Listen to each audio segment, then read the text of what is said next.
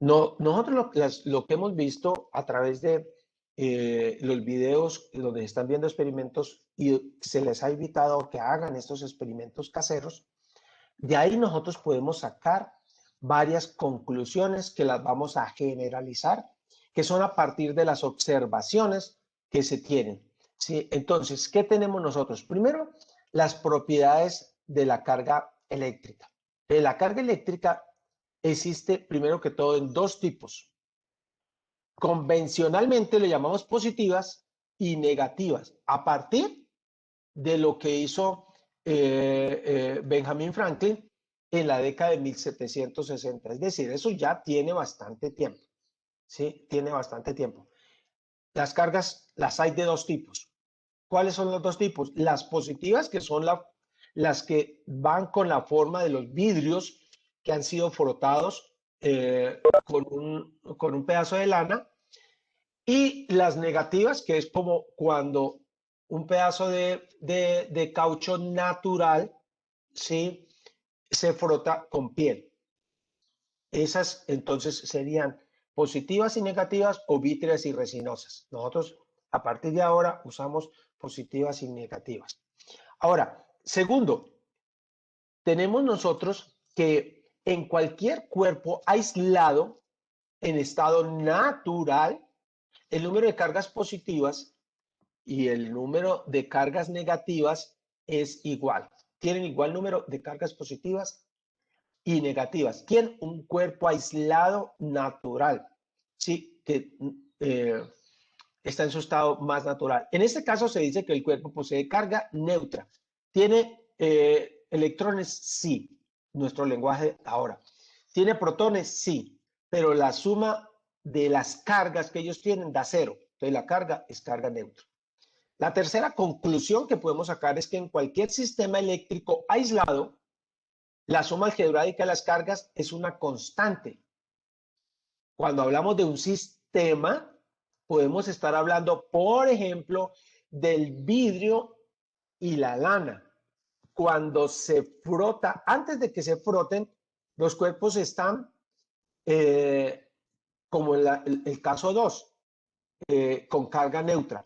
Después de que se frotan, el sistema, o sea, la suma de los dos, sigue teniendo carga neutra. Ahora, claro, usted dice, pero el vidrio quedó cargado positivamente. Sí, pero si el vidrio cargó positivamente, eso quiere decir que el exceso de carga positiva que implica que perdió electrones, todos esos electrones están, ¿en dónde? En la lana. Sí, y eso es lo que expresa la ley de conservación de la carga eléctrica, que también fue propuesta por Franklin. Sí, es decir, si lo hacemos desde el punto de vista de las mediciones, estaríamos diciendo que si el uno ganó una carga de más un columbio, el otro ganó una carga de menos un columbio.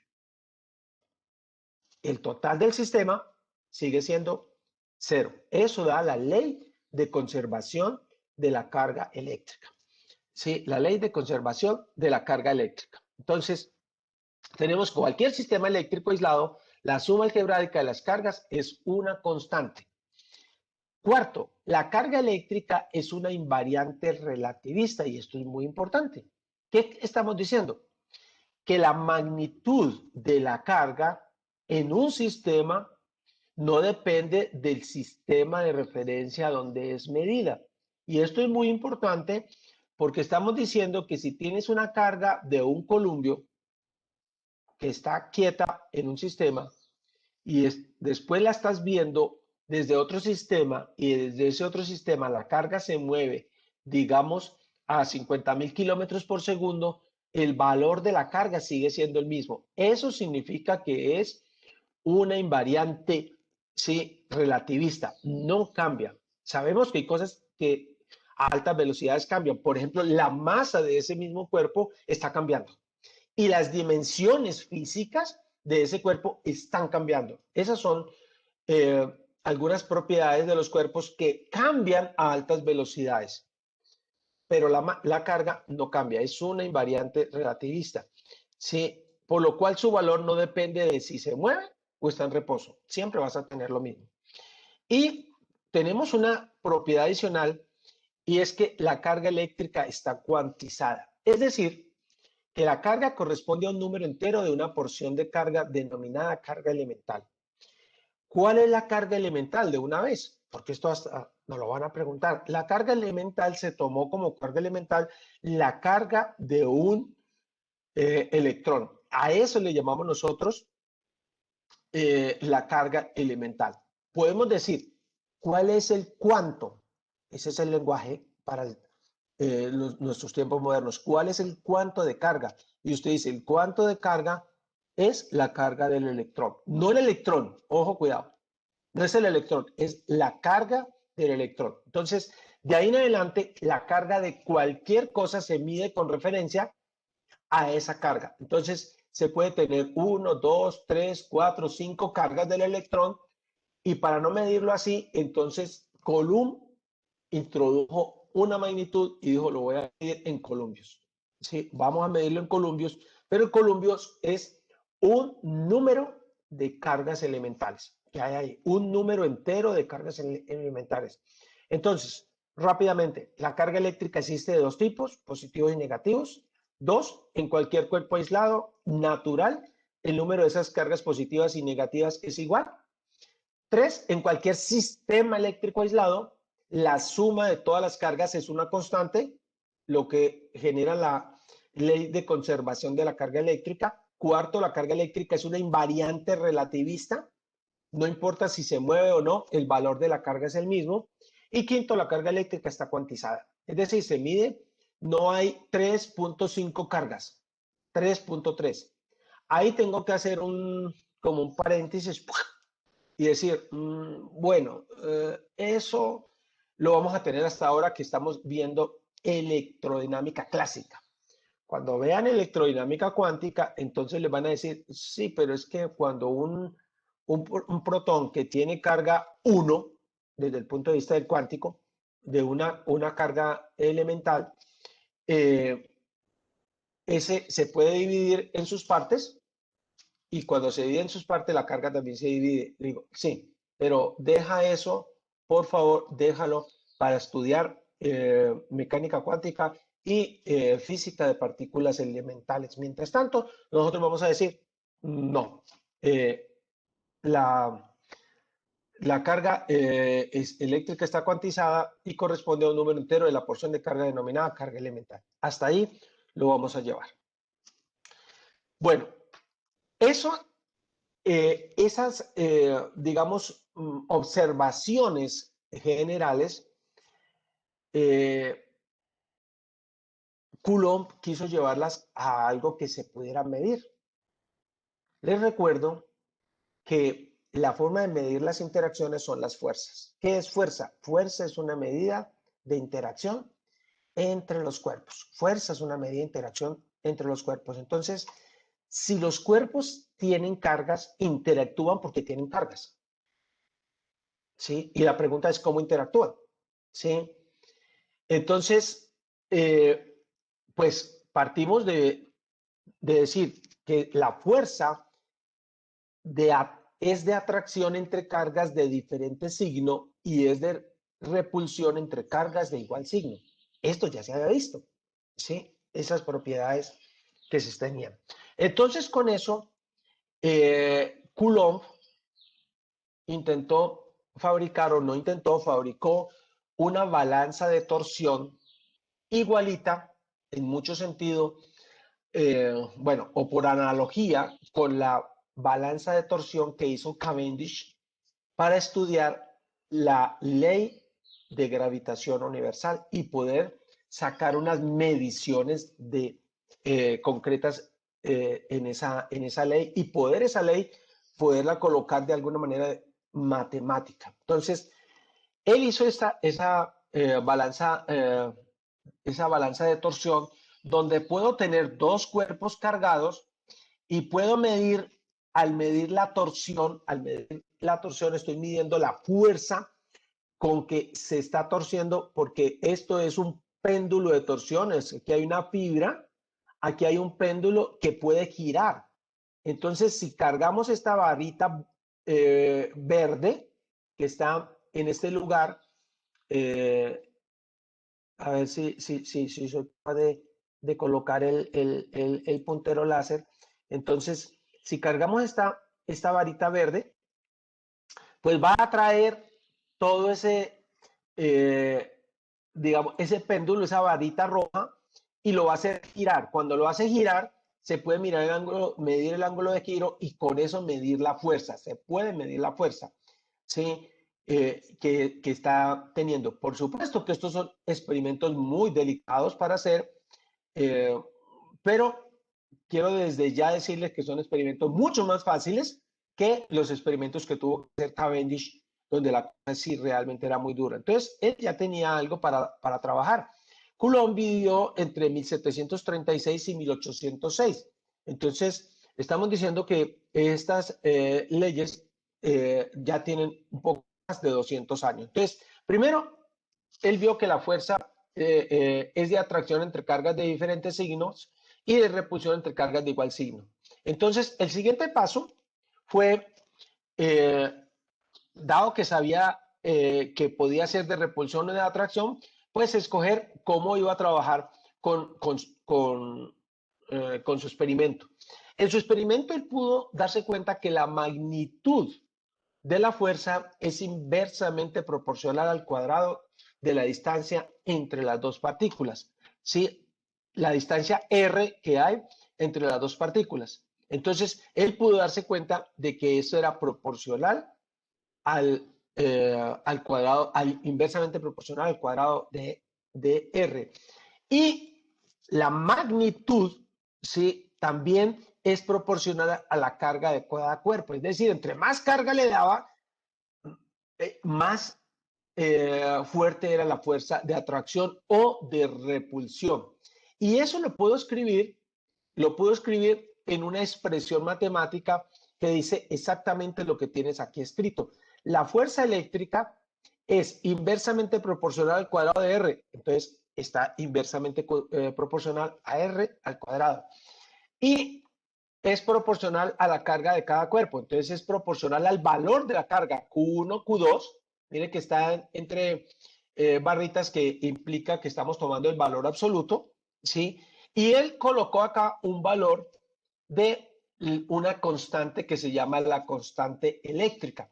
Esa constante eléctrica, con una serie relativamente grande de experimentos, se pudo calcular a partir de esta balanza de torsión que se asemejaba a la de Cavendish, pero que se llama la balanza de torsión de Coulomb. Entonces, él pudo calcular eso, y hoy en día que ya se ha podido hacer los experimentos, se ha repetido muchas veces y se han hecho con mucha precisión, se puede decir que esa constante es una constante dimensional. Ten en cuenta que el resultado de fuerza debe dar newtons, entonces es igual a 8.9876 por 10 a la 9 newtons por metro cuadrado sobre columbios al cuadrado. Entonces, esto es la constante que se llama la constante eléctrica y que nosotros vamos a usar para resolver problemas, para resolver diferentes situaciones. Sin embargo, el desarrollo de la teoría electromagnética llevó a que esta constante eléctrica se expresara a través de una constante mucho más general y en cierto sentido mucho más natural. Entonces, la constante eléctrica se puede expresar como 1 sobre 4pi por epsilon sub 0, donde epsilon sub 0 es la constante de permitividad eléctrica del espacio vacío.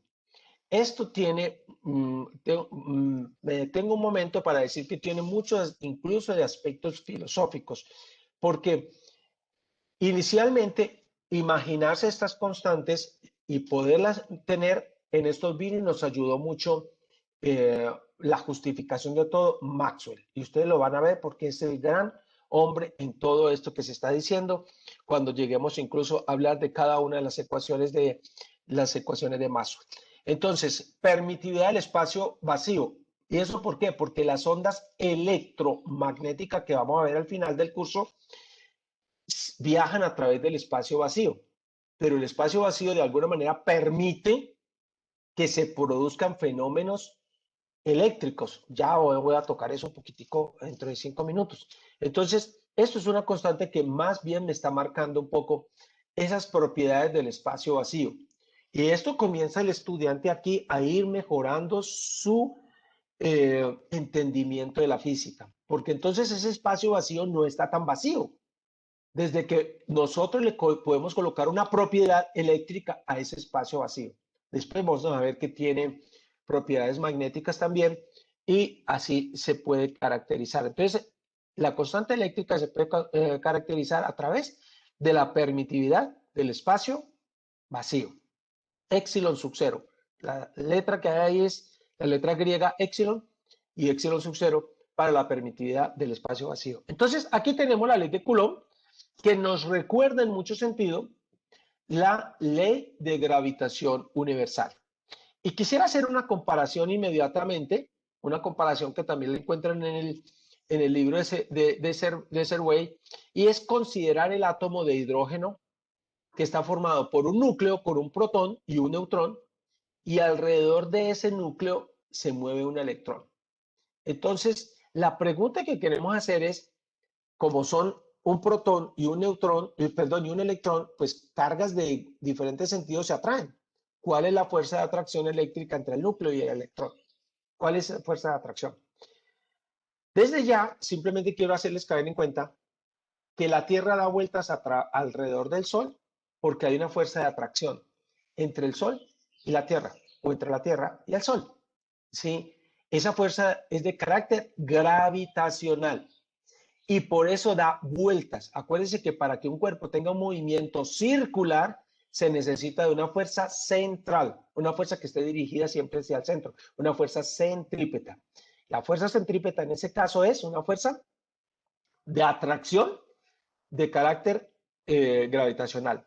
Si el electrón da vueltas, vamos a tomarlo por el momento así, aunque el modelo moderno no habla de dar vueltas, pero vamos a pensar en el átomo de Bohr, el electrón está en sus rutas permitidas u órbitas permitidas, dando vueltas porque tiene una fuerza de atracción del núcleo hacia él. ¿Cuál es la fuerza de atracción eléctrica entre el núcleo y el electrón? La pregunta. Pues para eso tenemos que tener algunos valores. Vamos a mirar algunos valores. Necesitamos saber la carga. La carga del el electrón medida en columbios es de 1.6 por 10 a la menos 19 columbios. Y la del protón es el mismo número, pero con signo más. Ya vemos, son exactamente las mismas cargas, pero con signo más. Pero la masa, sí, la masa del electrón es de 9.1 por 10 a la menos 31 kilogramos, mientras que la masa del protón es aproximadamente, si ustedes miran 31 y 27, y esto ve que 9 y 6 es más o menos 1000 veces más grande. Sí, es 1000 veces más grande. Entonces tienes un núcleo que tienes un protón y un neutrón, es decir, que tienes toda esta masa. El neutrón no tiene carga. Con eso podemos hacer cálculos. ¿Qué vamos a calcular? Pues calculemos la fuerza eléctrica. Entonces, la fuerza eléctrica, voy a colocar ese valor, fuerza eléctrica es igual a la constante de Coulomb por la carga de un cuerpo por la carga del otro. Acuérdense que como es el valor absoluto, entonces la carga de uno es E, la carga del electrón, la carga del protón, dividido la distancia al cuadrado. ¿Cuál es la distancia al cuadrado? La distancia típica que hay entre el electrón y el núcleo en un átomo de hidrógeno se llama el radio de Bohr, el primer radio de Bohr. Y está bien medido, 0,5 por 10 a la menos 0,5 angstroms o 5.3 por 10 a la menos 11 metros.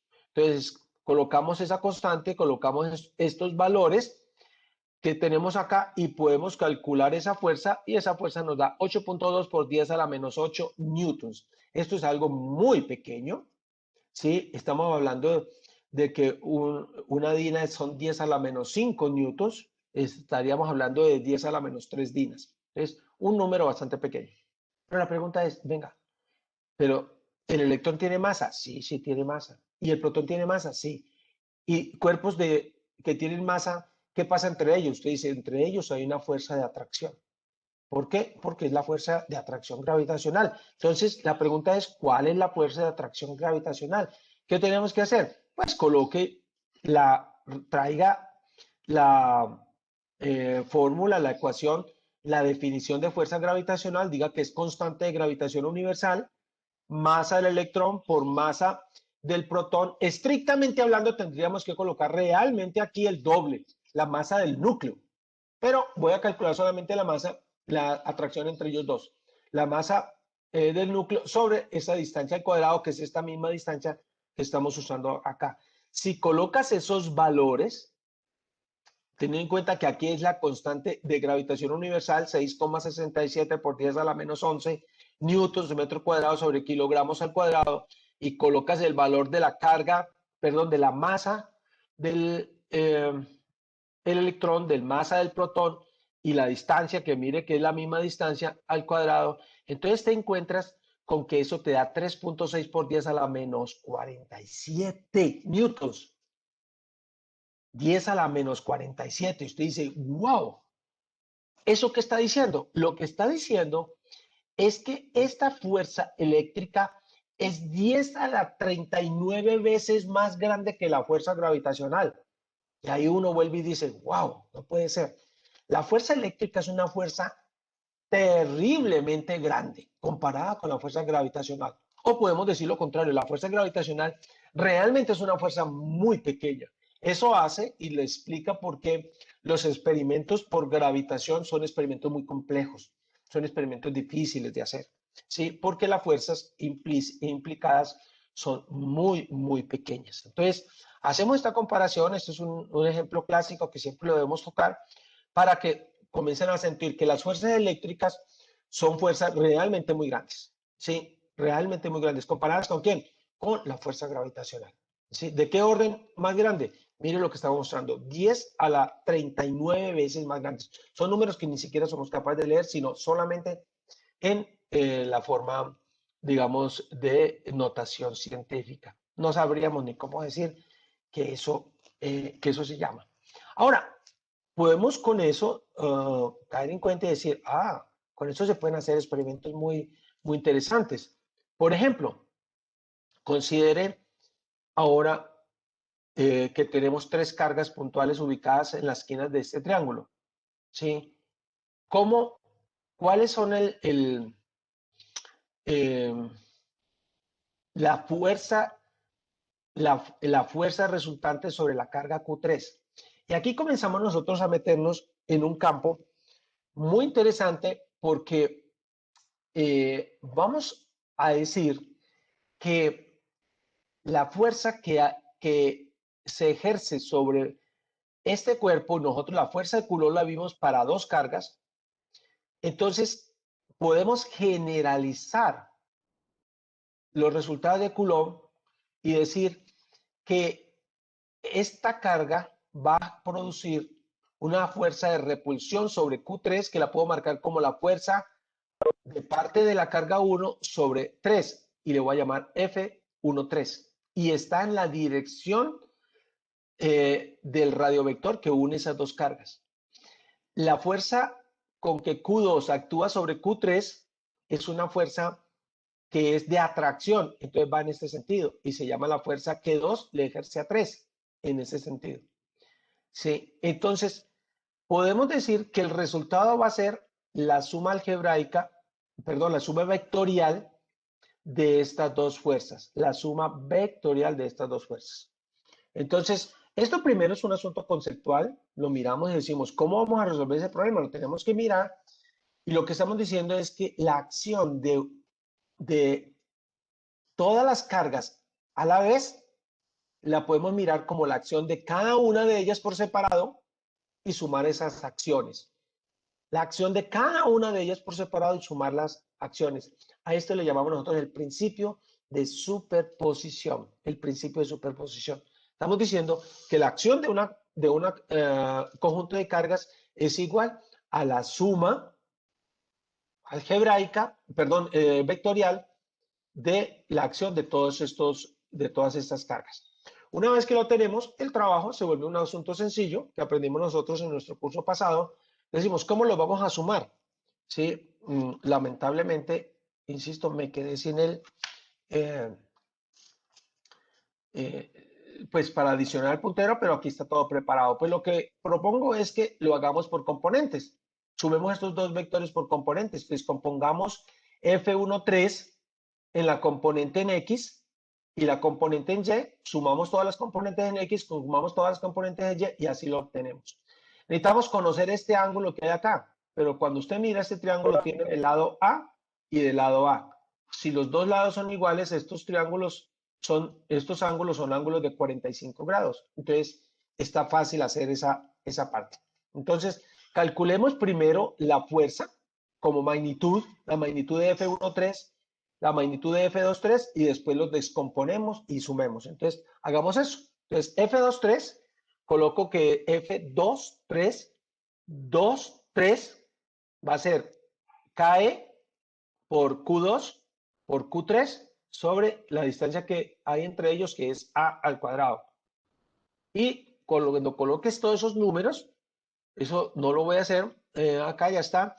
Sí, cuando coloques todos esos números, entonces te va a dar que por magnitud, porque estás calculando la magnitud, eso te da 9 newtons. Esta fuerza 2,3 tiene de magnitud 9 newtons en la dirección que está marcada en la figura. Luego calculemos la fuerza F13 por magnitud. Entonces, es Q1, Q3 dividido la distancia. Y la distancia, pues si esto es A y esto es A, por Pitágoras, esto es raíz cuadrada de 2 por A. Elevado al cuadrado, esto me va a dar 2A al cuadrado. Entonces, colocamos esos valores 2 por A al cuadrado, colocamos los valores de las cargas y eso nos da 11 newtons. Entonces, lo que dijimos es ahora lo descompones por componentes y vas a decir que la fuerza F13 en la dirección X es F13 por coseno de 45 grados y en la dirección Y pues va a ser F13 por seno de 45 grados. Aplicas esto, acuérdense que F13 es 11 newtons por coseno de 45 y 11 newtons por seno de 45, como seno y coseno de 45 son iguales, los dos componentes me dan iguales, me dan 7.9 newtons. ¿Qué me queda hacer?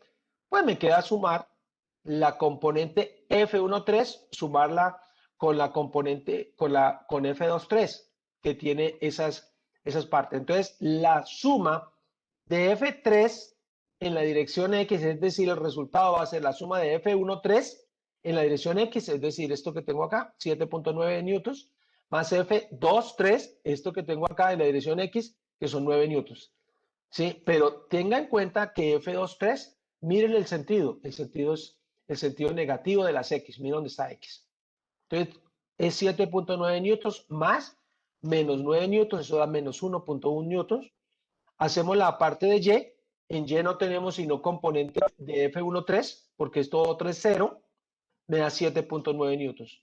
Y ya, puedo escribir el resultado. Lo puedo escribir por componentes y decir que F3 es igual a menos 1.1 en Y, en la dirección X, más 7.9 en la dirección J, en la dirección Y. ¿Sí? Y tenemos el resultado. Entonces, esto todo, nosotros estamos diciendo que es parte del repaso del curso anterior.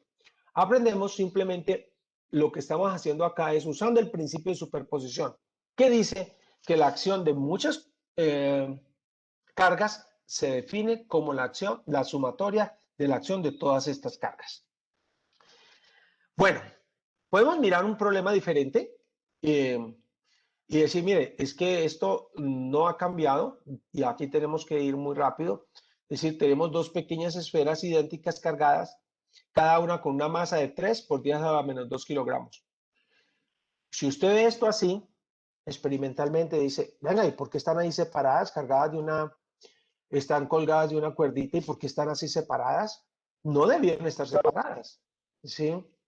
No debieron estar separadas. Si están separadas, debe ser que hay una repulsión entre ellas. Con lo que hemos aprendido nosotros hasta ahora, podemos pensar que las dos tienen igual carga,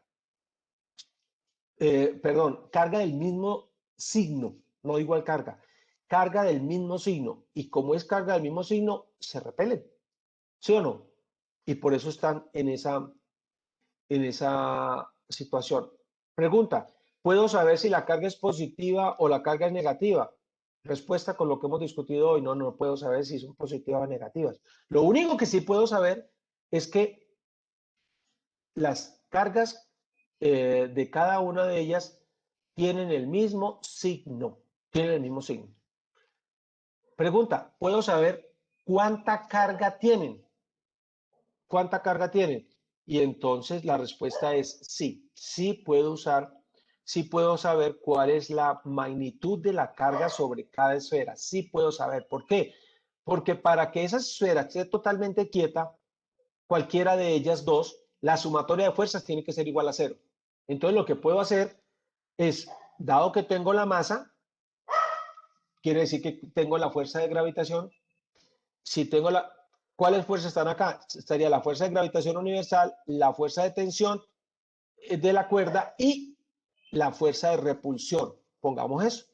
¿Sí? Eso es lo que tendríamos. Tendríamos la fuerza eléctrica, que es la fuerza de repulsión, la fuerza de gravedad, masa por gravedad, y la fuerza de tensión. Y la suma de ellas tres debe dar cero. Entonces, resolvamos un problema por componentes.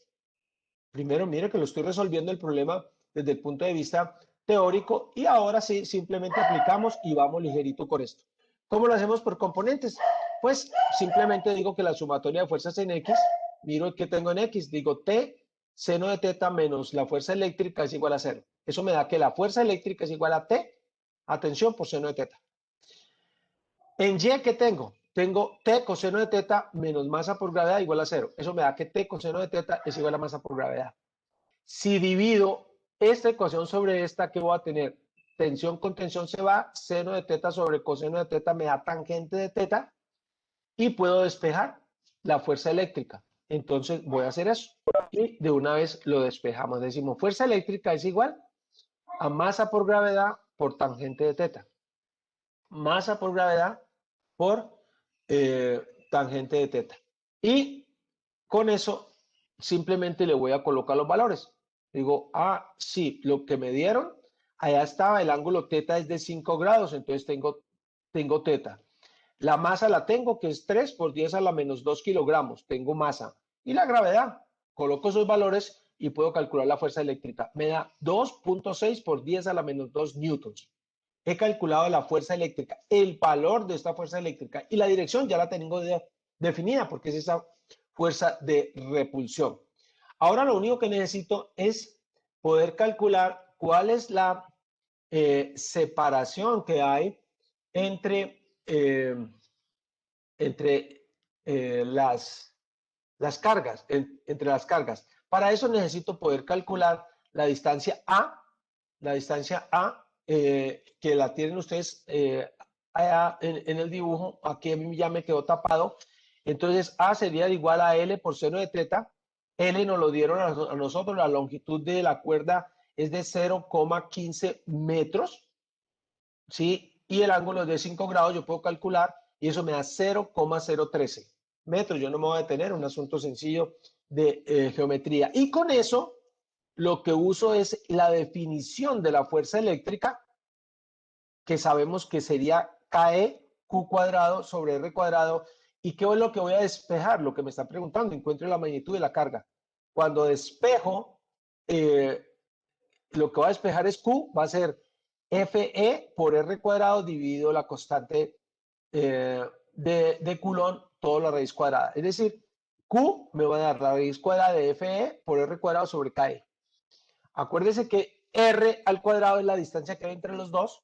Aquí se calculó solamente A, que es la mitad. Entonces es 2 veces A al cuadrado por Fe, que es este número que tienes aquí, y KE, que es 8.9 por 10 a la 12, y colocas esos valores y una vez que los coloques puedes calcular que Q es igual a 4.4 por 10 a la menos 8 columpios. Es decir, son problemas ahora relativamente sencillos que nosotros podemos solucionar, y en el libro tienen problemas propuestos para trabajar. Acuérdense que dijimos que el que estos temas, este tema lo vio bien en mecánica, no tiene problema, dice yo sigo adelante, pero el que tenga dificultad en la solución de problemas, le recomendamos explícitamente que saque tiempo para resolver problemas del libro y, y busque en los tiempos de consulta, hacer consulta con nosotros. Hagamos un poquito más. Ahora, queremos terminar el día de hoy introduciendo el concepto de campo eléctrico.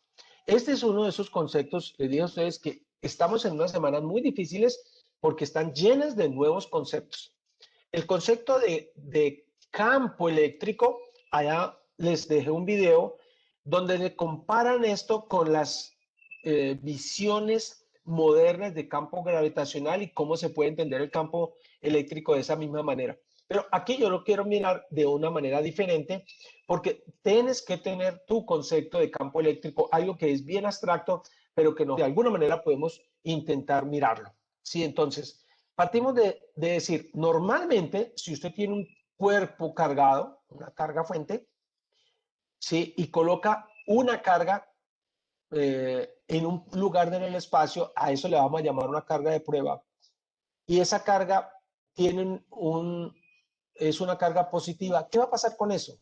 Pues esa carga se va a comenzar a mover en este sentido. ¿Sí? Ella se va a mover en este sentido. Eso es lo que va a pasar. Se va a comenzar a mover en este sentido. ¿Sí? Ahora bien, podríamos decir nosotros que suponga ahora que usted colocó la carga de prueba. Usted no sabe que existe ese otro, esa carga fuente. Es decir, usted no sabe que hay campo eléctrico. Usted colocó la carga de prueba y la carga de prueba usted ve que comienza a moverse. ¿Sí? Si esa carga se comienza a mover, usted inmediatamente dice, está cambiando su estado de reposo o de movimiento rectilíneo uniforme. Se comenzó a mover. ¿Por qué se está moviendo? Porque hay una fuerza aplicada sobre ella. ¿Qué fuerza es? Entonces dices, es una fuerza de carácter eléctrico, porque esto es una carga eléctrica. ¿Qué tipo o sea, ¿por qué le está pasando eso? ¿Qué es lo que está pasando ahí en el medio? Y esa es la pregunta que se torna bien interesante. ¿Qué sucede en el medio? ¿Sí? Y usted dice, allí existe, y ahí introduce el concepto. ¿Existe qué? Un campo eléctrico. Sí, existe un campo eléctrico. ¿Qué le hace el campo eléctrico? Entonces, el campo eléctrico es el que produce esa fuerza eléctrica que nosotros estamos manejando. Y el campo eléctrico lo puedo ver como, desde el punto de vista matemático, como la cantidad de fuerza por unidad de carga. ¿Sí? La cantidad de fuerza por unidad de carga. La relación que hay entre la fuerza y la carga, eso es cantidad de fuerza por unidad de carga. Lo puedo mirar de esa manera, sí, que es una forma de definirlo, pero ya le vamos a hacer nosotros algún ajuste. De tal manera que estamos diciendo, si la carga que estoy tomando acá es una carga positiva y la carga de prueba que yo coloco comienza a moverse en esa dirección, una carga positiva, entonces, mire, esta es la fuerza azul. Voy a decir que el campo eléctrico tiene la dirección de esa fuerza, la dirección en que se va a mover una carga de prueba en ese sentido. ¿Sí? Acuérdense que la carga de prueba en este caso es una carga positiva. ¿Qué pasa si coloco, en vez de esta carga acá positiva, coloco una carga negativa? Pues la carga de prueba siempre es positiva. En ese caso la va a atraer y va a comenzar a moverse en ese sentido. Y si va a comenzar a moverse en ese sentido, nosotros decimos que el campo eléctrico tiene este sentido. ¿Sí? Tiene este sentido porque es la forma como está sucediendo. Ahora, esto es la forma de decir nosotros que podemos eliminar este concepto de fuerzas y hablar simplemente de lo que esta carga le hace al medio. Produce un campo, produce un campo. Ahora, claro, aquí viene una pregunta que queremos hacernos y es, ¿cómo se modifica el campo eléctrico bajo la influencia de la carga de prueba? Wow, y dice, pero espera un momentico, es que aquí, con esta definición, es una definición que en cierto sentido tiene sus deficiencias, digamos, relativamente profundas. ¿Y qué es? Tengo que hablar que esto es válido, así como lo estoy diciendo, siempre y cuando la carga de prueba sea muy pequeña. ¿Comparada con quién? Con los efectos que ella puede colocar en el campo, porque ella misma va a cambiar el campo. Ella misma va a cambiar el campo. Y yo para eso quiero por un momento ir con ustedes y quiero compartir con ustedes y ahí vamos terminando, vamos a introducir con ustedes, compartir con ustedes una animación que está en línea y que los estudiantes siempre pueden tener eh, acceso a ellas. Permítame un segundo. eh, Espero que ustedes estén viendo mi pantalla eh, de Google Chrome, una pantalla negra en este momento, y les digo, vamos a hacer esto, vamos a poner una carga positiva aquí. Es decir, esta carga positiva que estoy colocando en este lugar, esta animación le permite a usted ver qué le sucedería a una carga de prueba, llamémoslo así, a una carga de prueba que yo coloque en cualquier lugar. Esta es la forma como puedo marcar el campo. Entonces, en la animación, me confirman por un momento si están viendo una pantalla negra con un poco de flechitas. Sí, Sí, profe. brother. Sí, señor. Entonces, digamos que cerca de donde puse la carga, está más iluminado para decir que el campo es más fuerte. Acuérdense que el campo sería 1 inversamente a r al cuadrado. Y a medida que se va alejando, se va volviendo más y más débil. Pero en todas las direcciones, él tiene, digamos que es muy simétrico. ¿Qué es lo que está diciendo este dibujo? Lo que está diciendo es que si usted pone una carga de prueba en cualquiera de estos puntos, de ahí en adelante se va a mover la carga de prueba en esa dirección. ¿Sí? Pero aquí es donde quiero decir, pero la verdad es que, ¿qué sucede si coloco una carga de prueba? Voy a colocar una carga negativa. Si coloco una carga de prueba que tenga más o menos el mismo tamaño, entonces la voy a poner aquí, ¿vea?